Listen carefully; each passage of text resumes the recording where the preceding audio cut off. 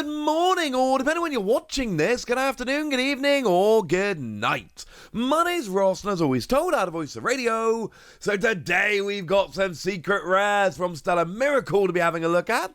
And obviously after yesterday, we know that Stellar Miracle in Japan is going to be Stellar Crown over here, which means we're going to be getting these in Stellar Crown in September, and I cannot be the only one that's a little bit excited about that. And we might as well start, and there's a new supporter card as well, which is pretty good, which we're going to have a look at. But first, we're going to look at some secret rares, starting off with Terapagos EX. And look, it's not exactly a surprise that Terapagos gets an EX. It's the poster child of the set.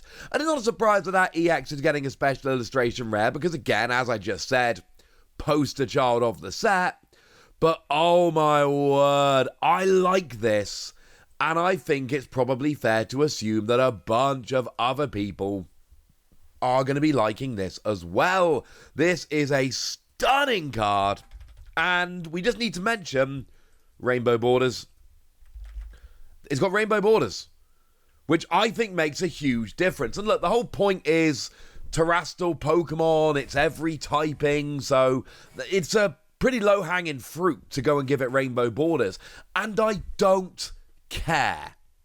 Although, for what it's worth, we're going to look at Hydrapple in a minute, which is another special illustration rare EX, which unfortunately does not have rainbow borders. That's really upsetting, but this one does, and I think the difference is that a terrestrial Pokemon EX is going to have rainbow borders on a special illustration rare, but a regular EX is not. So I don't know if we're getting special illustration rares of Lapras or Galvantula. Maybe we will, maybe we won't.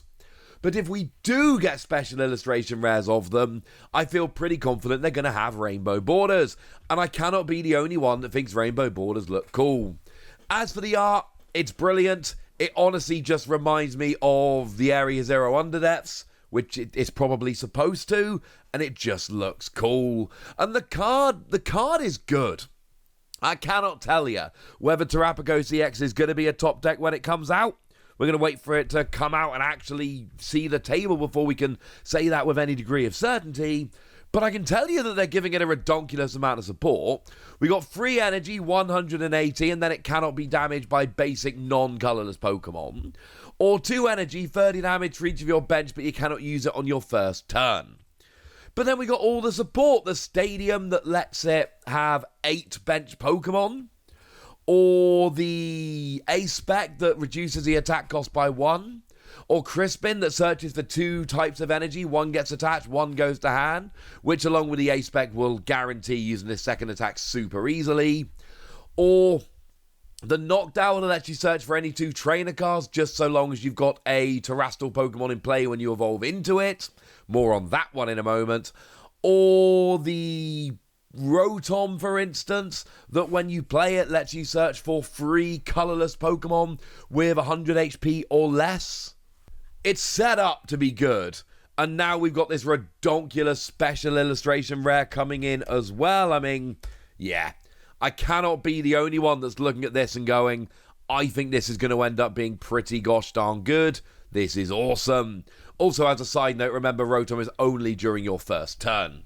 Still a great ability though. Still going to absolutely help to fill your bench with the stadium and let you have 8 bench Pokemon, and then you go and smash, and jobs are good.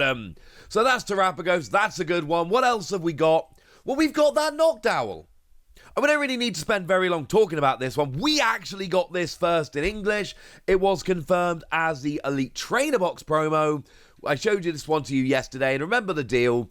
If you buy the regular Elite Trainer Box, you get the regular one. If you buy the Pokemon Center exclusive Elite Trainer Box, you get both of them. That is to say, the regular and the Pokemon Center stamped. But we've also got ourselves the aforementioned Hydrapple EX. T-Zero's done this one. T-Zero is crushing it lately. They are an artist who has just been absolutely knocking it out of the park in terms of the artwork. Remember, that's the same artist who did the Paradox Ancient Pokemon back in Temporal Forces. And this is a very different looking card, at least to me. I'm not an artist. Maybe I'm wrong. Maybe it looks very similar. I think it's a different kind of style. T-Zero has been crushing it lately. And Hydrapple is an interesting Pokemon to me. but I don't know how great it's going to be. One of my favourite things about it is that it evolves from Diplin, and we've got the Diplin with Festival Lead in Twilight Masquerade, which I legit think could be good because it can do 100 damage twice during your turn, and then it combos with Thwacky, which lets you search for any card. And I don't know, I just really like Diplin, and I like Hydrapple as an extra. In terms of what it does, once during your turn, you can attach a grass energy from your hand to one of your Pokemon. And if you do, heal 30. Nice bit of energy acceleration. And then for 2 energy, it does 30 damage for every grass energy attached to all of your Pokemon, plus 30 base. And I just think this is a cool Pokemon. Obviously, if you're spreading lots of energy around and trying to smash, we got the combo with Teal Mask Ogapon. I like it as a nice option for if you're already playing Diplin, which I intend to be doing, and I just think there's a lot to love here. This is cool. Now, if we're looking for another single prizer, how about Joltik? And somebody at the Pokemon Company, or really at Creatures, designing these cards, is a big Joltik fan. Because it's been, this is 3 sets since we got this artwork rare in Paradox Rift. They're literally making us wait 3 sets, that's less than a year, between the 2 different artwork rare Joltik. Joltik is a favourite of somebody's, and it is absolutely being shown a lot of love. And let's not forget, of course, that when Night March was a thing, Joltik was legit one of the best cards in the game. Somebody loves Joltik. Now, of course, I showed you Galvantula EX earlier, and here's the deal. I don't think we're getting a special illustration rare of Galvantula. Now, I could be wrong, but I don't think we are. We got shown Terapagos a while ago, and then today they showed us the secret rares because they're ready to start showing the secret rares. But they showed Galvantula today and Joltik today, and they showed us a secret rare of Joltik, so it really does feel like if there was a special illustration rare of Galvantula, it would have been revealed here as well. The fact that they haven't doesn't guarantee that we're not getting one, but I do think it's a pretty strong statement. Sorry for anyone that wanted one. But we need to mention this Joltik is actually like a legit card. Now, it's got 30 HP, so if you actually, use it, it's going down. But for a single colourless energy, you get to search your deck for 2 basic grass energy and 2 basic lightning energy and attach them to your Pokemon in any way you like. That's really good energy acceleration. Essentially, what you're doing here is giving up a prize in order to accelerate 4 energy. But I've been telling you lately about Dusknoir with the ability that KOs itself to drop 13 damage counters, and the theory that we've got enough cards that don't mind giving up prizes nowadays, give you advantages of being behind or giving up prizes, that it's worth it if you're getting enough out of it. And I'm just saying, accelerating 4 energy early on in the game might be worth giving up a prize with Joltik. And of course, what you can also do here is use this Joltik as massive bait for Unfair Stamp. Put your Joltik active, accelerate 4 energy, and basically say to your opponent, look mate, you can take a prize off this little dude if you want, but I will be putting you down to a 2-card hand with Unfair Stamp if you do, so unless you've got a draw engine already established on the board, maybe leave my little Joltik alone. I think this Joltik is a legit great card. I think the illustration rare is awesome, but weird that we had one 3 sets ago. And I think that because we've got stuff like Unfair Stamp, the idea of just putting this active, accelerating 4 energy and saying to your opponent, your move, mate. Because also, remember how Galvantula item locks? Yeah, I'm going to put you down to a 2-card hand and item lock you. Your move. Love it. Big fan. But I did promise you a new supporter card as well, and we do have a new supporter card as well. It's Lacey.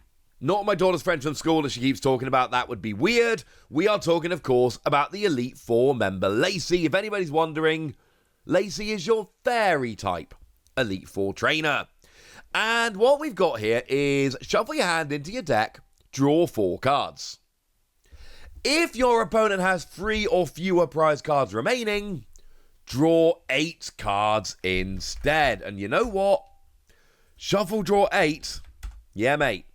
This could end up being pretty gosh darn good. Shuffle, draw 8 is immense. Here's the problem. We've seen a bunch of supporter cards that punish your opponent for being close to winning the game. Think Iono, think Roxanne, for instance. These are cards where you're basically saying, hang on a second, you're quite close to winning the game now, you've not got that many prize cards remaining, I can now play the supporter card to put you down to a low hand size, try and slow you down, so I can come back and win the game. Kind of like I said with Unfair Stamp a second ago, although that can be used much earlier in the game. Here, it's a different kind of thing. It's, you're close to winning the game, so rather than slowing you down, I'm going to try and accelerate and win first. And there will absolutely be times where that is the right thing to do, where this is going to work, where getting a shuffle draw 8 is awesome.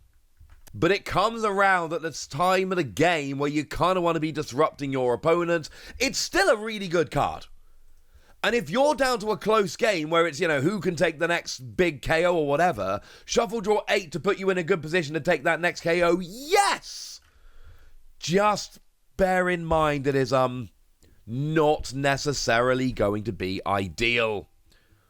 Especially when you need to disrupt your opponent. I'm still giving it 4 Wassies. I still think it's a great card. You just need to bear in mind that there are going to be times where you're going to do this, have a good turn, and then your opponent's just going to win next turn. And you're going to be going, oh, mate, I should have Ioned them. Never mind. Right, I promised you a bunch of secret rares. I think I've delivered. I promised you a new supporter card. And I've shown you one of them as well. So now it's over to you guys. Tell me what you think about these new cards. Go nuts in the comment section, but be nice. And then make sure you like this video, subscribe to this channel, follow me on Twitter at Lacey. That's where we talk about Pokemon and a whole bunch of other card games. And please do consider checking out patreon.com/PTCG Radio, where you can support the channel, get some bonus podcasts, join a Discord, and all kinds of fun things. And get shoutouts on the channel like the lovely Martin Cornwall, who's been a supporter of ours for a long time now and is a very lovely person. Has helped us out with a bunch of stuff in the past, has literally been supporting since I started the podcast back in 2012. So yeah, shout out to Martin for being awesome. But by far the most important thing as always, look after yourselves till next time, would ya? Thank you very much for watching. My name's Ross, and you've been watching PTCG Radio.